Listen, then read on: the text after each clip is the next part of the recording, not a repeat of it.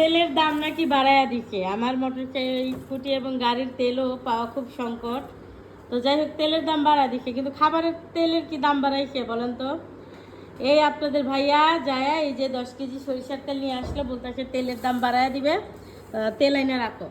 আমি কি মজুত করে রাখার কোনো দরকার আছে? বাড়লে নাই 10-50 টাকা বাড়বে, সমস্যা কি? কয় না, অনেক বাড়বে, তুমি তেল কিনে নিয়ে আসো। মানে তেল নিয়ে আসলো, আর আমরা বরাবরই সরিষার তেল খাই। সেই জন্য সে আজকেও মানে দাম বাড়ার কারণে মানে দাম বেড়ে যাবে, সে বলতেছে দাম বেড়ে যাবে, এই জন্য 10 কেজি নিয়ে আসছে, মোটামুটি ভালোই যাবে।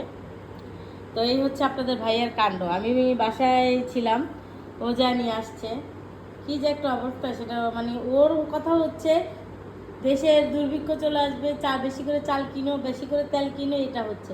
আমার কথা বাড়লে বাড়বে, সমস্যা কি? কেউ না খেয়ে থাকবে? এটা হচ্ছে আমার কথা। আর ওর কথা হচ্ছে যে না, দাম বাড়তেছে, কিনে রাখি।